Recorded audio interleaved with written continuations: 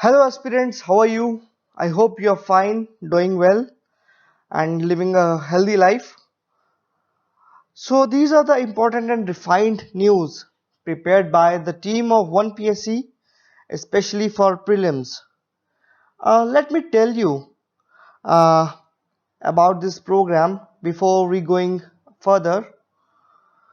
Every week, a separate video, we release a separate video for prelims, a separate video related to editorials, and a separate video related to the important issues covered in important newspapers like Hindu, Indian Express, Live Mint, Down to Earth, and many others based on their relevance in the examination.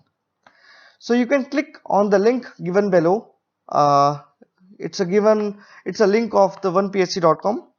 So let's start with the environment subject, and the first important news is slider turtles. It's an American turtle. It's a cute American turtle which fits even into your matchbox. ये आपकी माचिस की डिब्बी में fit हो जाता है, इतना छोटा सा पेट है ये. It is red-eared turtle. It is also known as red-eared turtle because इसके जो कान हैं वो लाल टेक्सचर देते हैं. But it's very dangerous. It's cute American turtle, but it's very dangerous. It is an aggressive pet which transfer disease and parasites to native species. That's why it is in news. So let's talk about it. It's a cute American turtle, popular as pet, is threatening to invade the natural water bodies across the northeast India, which is home to 21 of the 29 vulnerable native Indian species of freshwater turtles and tortoise. Right? So let's talk about this. Talk about the species, and it's scientifically called as Trachemys scripta elegans. It is a favorite of the pet lovers because of its small size and colors. आप इन भाई साहब की photo देख सकते हैं, ऐसे दिखते हैं ये. And it is native to the, ये कहाँ से originally belong करते हैं, to the US, America and North Mexico. This turtle is an extremely popular pet due to its small size, easy maintenance and relatively low cost. A turtle can even captain a matchbox. But where the problem is, it grows very fast. Adult turtle requires lot of aquatic plants. Problem ये है, अब जब environment में या prelims का question आएगा या mains का क्वेश्चन आएगा, then how you can tackle it. इसका प्रॉब्लम ये है कि it requires lot of aquatic plants. It is omnivorous. ये प्लांट्स और छोटे जो एक्वेटिक एनिमल्स हैं, एक्वेटिक रेप्टाइल्स हैं, उन पे भी फीड करते हैं. So many find it difficult to keep them as they grow bigger and release them into the water bodies. Okay, और जब इसको वाटर बॉडीज में रिलीज कर देते हैं तो then this turtle considered as an invasive species. ये वहां के रिसोर्सेज पे अटैक करता है. और सबसे बड़ी बात यह है कि ये जो टर्टल की स्पीशीज है, ये रेप्लिकेट बहुत जल्दी होती है. इनके जो ऑफस्प्रिंग्स हैं, जो बच्चे देने की क्षमता है इनकी, वो बहुत ज्यादा तेज है. उससे क्या होता है कि ये जितने भी इक्वेटिक रिसोर्सेज हैं उस पे हावी पड़ जाते हैं, और वहाँ की जो नेटिव स्पीशीज है, जो ऑलरेडी वहाँ की एग्जिस्टिंग स्पीशीज है, उनके लिए रिसोर्सेज कम पड़ जाते हैं. इनकी तादाद इतनी बढ़ जाती है कि जो वहाँ की लोकल स्पीशीज होती है उनको खाना नहीं बचता. तो that's why it is illegal in many places. Originally ये बिलोंग करता है Mississippi River and Gulf of Mexico. और इनका हैबिटेट क्या है? It lives in still and warm water bodies such as ponds, lakes, streams, and slow running rivers. What is the problem? It poses a major threat to native turtle species as they grow large, produce more offsprings, and are aggressive. I've already explained you this, how it grows and how it becomes aggressive. And along with that, it also transfers disease and parasites to native reptiles. Native reptiles मतलब जो वहाँ के already available species हैं, local available species है वहां पे. तो in Australian European Union it is illegal to import and keep this turtles. अब इंडिया की पोजीशन क्या है? एक वेल नोन एग्जांपल है कि यूएसए में बर्मीज पाइथन को जब इंट्रोड्यूस किया गया तो उसने साउथ फ्लोरिडा के एवरग्लैड्स इकोसिस्टम को इन्वेड कर लिया. वहां के लिए उसने एज ए इन्वेसिव स्पीशीज का काम किया. सिमिलरली रेड एयर टर्टल ने भी हमारी गुजरात और कर्नाटका जैसी स्टेट्स को अफेक्ट कर लिया है. And now it's posing a major threat in the northeast India. Why northeast India? because northeast India is home to more than 72% of the turtle and tortoise species in the country, and all of them are very rare. Important rivers like Brahmaputra flows through the northeast India. वहां पे बहुत ज्यादा important turtle species है और इन पे अब ये affect कर सकता है. तो ये चीज का ध्यान रखिएगा प्रीलिम्स के लिए भी मेंस के लिए भी. ओके, तो it is, although it is traded legally, but the time has come for the government to come up with the regulations against the keep Mount against this Sinabang to keep them as ये क्या है? ये एक volcano है जो कि 400 साल पहले 400 साल तक इनएक्टिव था पहले, बट 2010 में इसमें एक्टिविटी आई और इरप्शन हुई, राइट? तो active volcanoes, inactive volcanoes, dormant volcanoes, ये टाइप्स जो है वॉल्केनोस के, ये जरूर पढ़िएगा. ओके, तो इंडोनेशिया में है volcano, and Indonesia is home to many active volcanoes owing to its location in the ring of fire or the circumpacific belt. तो ये इंपॉर्टेंट है, रिंग ऑफ फायर और सर्कमपैसिफिक बेल्ट. ये क्या है? It's an area along the Pacific Ocean characterised by active volcanoes and frequent earthquakes. इसको जरूर पढ़े कि कौन सी कंट्रीज जो है वो रिंग ऑफ फायर या सर्कमपैसिफिक बेल्ट में लोकेट करती हैं, कौन कौन सी कंट्रीज आती हैं, प्रीलिम्स के लिए इंपॉर्टेंट है. Okay, now next question is शोविया डेजर्टी. ये क्या है? ये जैसे आप इसको इमेज में देख सकते हैं कि इसकी डिस्क्रिप्शन कैसे है. जैसे हम जुरासिक पार्क मूवी में हम लोग देखते थे कि छोटे छोटे डायनासोर्स होते हैं, इसकी डिस्क्रिप्शन ऐसी ही है. और ये क्यों है न्यूज में? क्योंकि रिसेंटली इसका स्केलेटन पाया गया था. तो it's a small bird like nocturnal dinosaur that lived 70 million years ago. It was a pheasant size. Pheasant is a bird. It's a two-legged Cretaceous period dinosaur weighing about as much as a small house cat. इतना सा wait है इसका. ये क्यों important है? Because it employed excellent night vision and superb hearing to thrive. वो हमने movie में देखा था ना, लोग बड़ी आराम आराम से चलते थे, जैसे ही थोड़ा सा शोर मचता था तो ये हजारों की तादाद में इकट्ठे हो जाते थे ये. तो इसलिए ये वैसी इसकी डिस्क्रिप्शन है. But it lacks the strong jaws and sharp teeth, so that's why it is not very very dangerous. क्योंकि बड़े बड़े जो कार्निवोरस डायनासोर थे उनके बड़े जॉज थे, उनके शार्प टीथ थे, बट इसका ऐसा नहीं है. ओके, तो क्वेश्चन आ सकता है इसके बारे में भी. Let's go to the next news. Sound from birth क्या है? Unlike humans that perceive the objects around them in terms of time and not distance. ठीक है, हम लोग अपने ऑब्जेक्ट को कैसे आइडेंटिफाई करते हैं कि कितनी दूर है हमारे से. डिस्टेंस हम डिस्टेंस चेक करते हैं, बैट्स टाइम चेक करती हैं. They use sonar radiation, sound radiations to send out a sound wave and calculate how much time it takes to get reflected from the object. इससे वो अपने आसपास के ऑब्जेक्ट्स का जो टाइम है और डिस्टेंस है पता कर लेती है. ठीक है, तो अभी साइंटिस्ट ने क्या पता किया कि जो स्पीड ऑफ साउंड है उनमें, ये कैलकुलेट करने की जो क्षमता है इनमें, ये बचपन से है. It is innate in bats from birth, right? Okay, an important news, news related to project for Great Nicobar Island. मैं आपको इसका ओवरव्यू दूंगा. ओवरव्यू इसमें क्या है कि एनवायरमेंटल अप्रेजल कमेटी ने, जो कि मिनिस्ट्री ऑफ एनवायरनमेंट की है, उसने एक सीरियस कंसर्न्स रेज किए related to the project for Great Nicobar Island. ये प्रोजेक्ट क्या है? एक प्रोजेक्ट है जो निकोबार आइलैंड पे एक इंटरनेशनल एयरपोर्ट, एक पावर प्लांट टाउनशिप कॉम्प्लेक्स बनाना चाहता है, जिसकी कॉस्ट है 75,000 करोड़. हमारे प्राइम मिनिस्टर साहब ने इसको डिक्लेयर किया था अंडमान निकोबार आइलैंड्स को. It will be developed as a maritime and startup hub. लेकिन ये बना तो रहे हैं, लेकिन एनवायरमेंटल इश्यूज बहुत ज्यादा आ जाते हैं. क्योंकि हमने कई बार देखा कि जब हाई लेवल कंस्ट्रक्शन चलती है, जब मल्टीपर्पज हाइड्रोइलेक्ट्रिक प्रोजेक्ट्स, बड़े बड़े हाईवेज, बड़े बड़े एक्सप्रेसवेज बनते हैं, तो एनवायरनमेंट को कभी कभी कंसर्न में नहीं रखा जाता. एंड रिजल्ट क्या आता है? डिजास्टर्स. सो इसलिए एनवायरमेंटल अप्रेजल कमेटी ने ये कहा कि एनवायरमेंटल इम्पैक्ट असेसमेंट बहुत जरूरी है ऐसा प्रोजेक्ट स्टार्ट करने से पहले. और कंसर्न्स क्या रेज किए गए? कंसर्न्स रेज किए गए कि lack of details on seismic and tsunami hazards. Okay, seismic मतलब अर्थक्वेक वाली, और सुनामी हैजर्ड्स मतलब जो ओशनिक एक्टिविटीज हैं उन पे सबसे पहले हमें उनके डिटेल्स चाहिए. और साथ में जायंट लेदरबैक टर्टल्स के बारे में। जायंट लेदरबैक टर्टल क्या है ये मैं आपको आगे बताऊंगा। और ये भी हमने नहीं जाना कि एक कंसर्न ये भी था कि no details of the trees to be failed.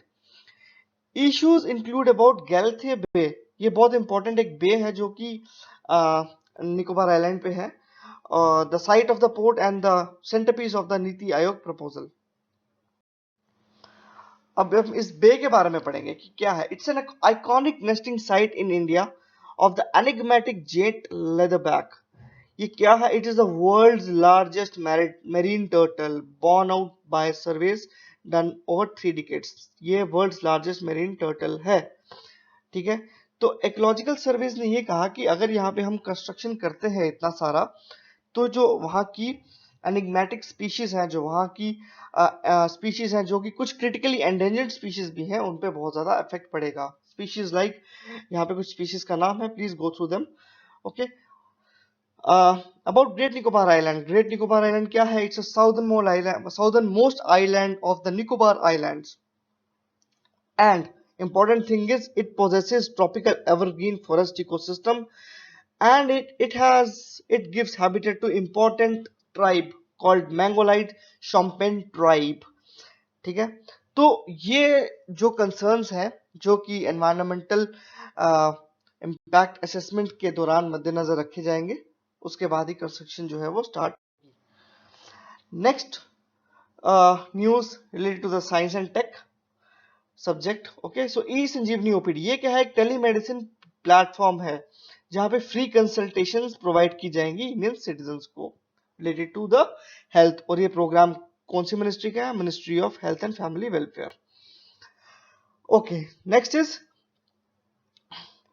कबासुर Kudineer. ये क्या है? हमने पीछे देखा था पिछले क्लास में कि आयुष 64 एक मिनिस्ट्री ऑफ आयुष ने लॉन्च की थी, एक पोलर हर्बल आयुर्वेदिक ड्रग। और इस बार अब उन्होंने ये कहा कि ये एक सिद्ध ड्रग है कबासुर कुदनीर, जो कि हेल्प करेगी उन पेशेंट्स को जो कि कोविड से रिकवर हो रहे हैं, ठीक है। तो इसके कुछ इंग्रेडिएंट हैं, इसकी जो फॉर्मुलेशन है, इंग्रेडिएंट है, तो इसको पढ़िएगा जरूर, ये प्रीलिम्स में आ सकता है कि recently Kabasura Kudineer was in news, it is related to. तो यार ये कौन सी मिनिस्ट्री ने लॉन्च किया है, ये क्या है, तो इससे रिलेटेड कुछ ना कुछ प्रीलिम्स का क्वेश्चन जरूर बनेगा। अब important news, 5G network and covid spread. Guys बहुत ज्यादा आप लोग न्यूज देख रहे हैं कि 5G से कोविड स्प्रेड हो रहा है। बहुत सारे ऐसे कुछ व्हाट्सएप पे, फेसबुक पे, सोशल मीडिया पे बहुत सारी न्यूज आ रही हैं, बट इट्स ऑल फेक। तो प्लीज अपनी जो स्टडी है वो फोकस रखिएगा। Press information bureau, important newspapers like Hindu, Indian express, जो कि रेलेवेंट न्यूज़पेपर्स हैं। Don't study from Facebook, don't study from WhatsApp, don't study from Instagram. ये वेबसाइट्स जो हैं, यहाँ पे कुछ टीचर्स पढ़ा भी रहे हैं, तो प्लीज रेलेवेंस चेक करें before making notes, before doing anything, ठीक है। तो 5G network and covid spread. अभी प्रेस इंफॉर्मेशन ब्यूरो में डिपार्टमेंट ऑफ टेलीकम्युनिकेशन ने ये कहा कि बहुत ही मिसलीडिंग मैसेजेस आ रहे हैं related to the 5G network and COVID-19 spread, and these news are baseless and fake, क्योंकि इंडिया में अभी 5G नेटवर्क की टेस्टिंग स्टार्ट ही नहीं हुई है। Hence the claim that 5G trials or networks are causing coronavirus in India is baseless and fake. Okay, तो mobile towers जो होते हैं वो एमिट करते हैं non ionising radio frequencies, right, having very minute power and are incapable of causing any kind of damage to living cells including human beings. तो ये non ionising radio frequencies जो है ये बहुत, इनकी पावर जो होती है वो बहुत ही कम होती है और इनकैपेबल, इनमें कोई भी ऐसी क्षमता नहीं है जिससे वो हमारे लिविंग सेल्स को डिस्ट्रॉय कर सके। और साथ में जो इंडियन लॉज हैं, जो फ्रीक्वेंसी एमिशन के जो लॉज हैं, it is 10 times more stringent, 10 times more strict है than the safe limits prescribed by international commission on non ionising radiation protection, जो कि रिकमेंडेड बाय WHO है। तो प्लीज ऐसा कुछ मत समझिएगा। National technology day, it is celebrated on May 11th। Okay, और ये क्यों सेलिब्रेट किया जाता है? मैं आपको बता दूं कि ये इसलिए सेलिब्रेट किया जाता है कि इस दिन इंडिया ने सक्सेसफुली टेस्ट फायर किया था अपना पोखरण, अपना न्यूक्लियर बॉम्ब, ओके, अपनी सक्सेसफुली शक्ति 1 न्यूक्लियर मिसाइल टेस्ट की थी, और सबसे ज्यादा इंपॉर्टेंट है, इसने अपना इंडिजिनियस एयरक्राफ्ट हंसा 3 टेस्ट किया था, राइट। तो इसलिए ये जो है नेशनल टेक्नोलॉजी डे, ये बहुत प्रीलिम्स, स्टेट पीएससी के प्रीलिम्स के लिए खासकर ये बहुत इंपॉर्टेंट न्यूज रहती है, तो प्लीज इसके नोट्स बनाएंगे। अब एक important news, lightning bolts. Lightning bolts क्यों, क्या इंपॉर्टेंट है? साइंटिस्ट ने, पेनिसिलिन यूनिवर्सिटी के साइंटिस्ट ने ये डिस्कवर किया कि जो लाइटनिंग बोल्ट्स हैं, जो लाइटनिंग होती है, which cannot be seen by cameras, produce large amount of hydroxyl radicals, okay, or this serves to break up the greenhouse gas methane in the atmosphere. Hydroxyl radicals जो हमारे atmosphere में release होते हैं, जितनी भी हमारे मिथेन गैसेस हैं, जो उसको एटमॉस्फेयर में जितनी भी है उसको ब्रेक करते हैं, राइट। तो ये जो रिजल्ट्स हैं reported in science and journal of geophysical research, इस जर्नल में ये दिया गया है। अब इंपॉर्टेंट एक आगे न्यूज है, वैक्सीन हेजिटेंसी। वैक्सीन हेजिटेंसी क्या है? वैक्सीन हेजिटेंसी क्या है? एक बहुत बड़ा प्रॉब्लम है ये। इट इज इतनी बड़ी प्रॉब्लम है कि ये 10 थ्रेट्स टू ग्लोबल हेल्थ में इसको कैटेगराइज भी किया गया है। What is it? People believe fake news faster than the genuine information in these times. जैसे मैंने आपको पिछली स्लाइड में बताया, they either believe that vaccine is going to kill them or make them impotent. Example Chhattisgarh village की, जिन्होंने Covid vaccine लगाने से मना कर दिया, उनको ये लगा कि या तो वैक्सीन उनको मार देगी या तो इम्पोर्टेंट कर देगी। इससे होता क्या है कि इससे लोग पहले ये कहते हैं कि पहले तुम लगा के देखो, पहले तुम लगा के देखो, तो उससे क्या होता है कि लोग अपने समय पे वैक्सीन लगाते नहीं है। जैसे इंडिया में वो लोगों ने अपने समय पे पहले वैक्सीन लगाई नहीं, जब लोगों ने देखा कि सब वैक्सीन लगा रहे हैं, कोरोना वायरस बहुत फैल रहा है, वैक्सीन लगा रहे हैं, तब एकदम से रश पड़ गया। उससे क्या हुआ कि गवर्नमेंट का जो प्लान था उस पे प्रॉब्लम आई, गवर्नमेंट के जो सप्लाईज थी वैक्सीन की उसमें प्रॉब्लम आई। तो इससे कहते हैं vaccine hesitancy.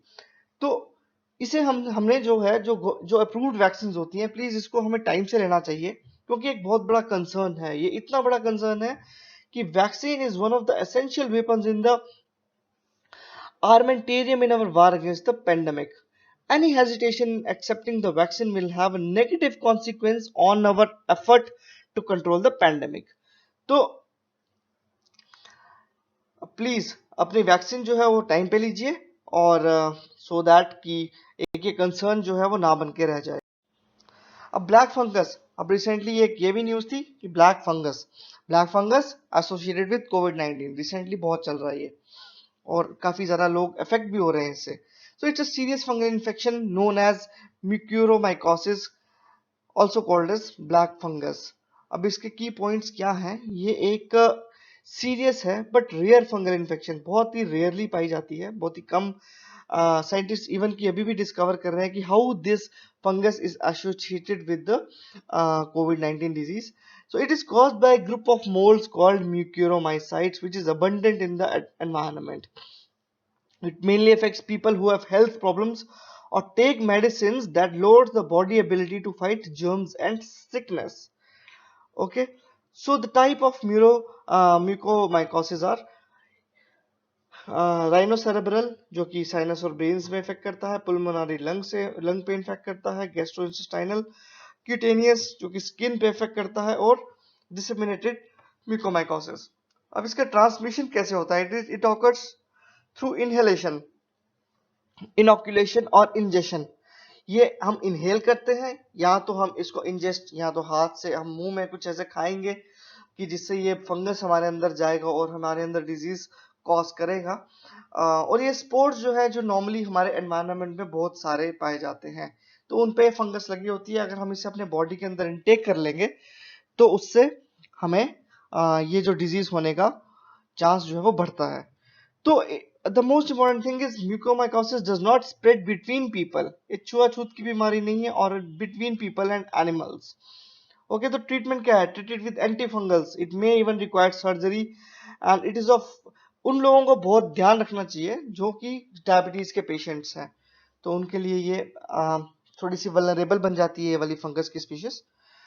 Okay, let's go to the next slide. Polity से रिलेटेड ये एक टॉपिक है रिसेंटली, क्योंकि अभी बहुत सारे एनजीओज हैं जिनको फॉरेन फंड्स आ रहे हैं, तो एक फॉरेन कंट्रीब्यूशन रेगुलेशन अमेंडमेंट था 2020 में, ये एक्ट बना था, एक अमेंडमेंट आई थी फॉरेन कंट्रीब्यूशन रेगुलेशन एक्ट की एक अमेंडमेंट आई थी 2020 में।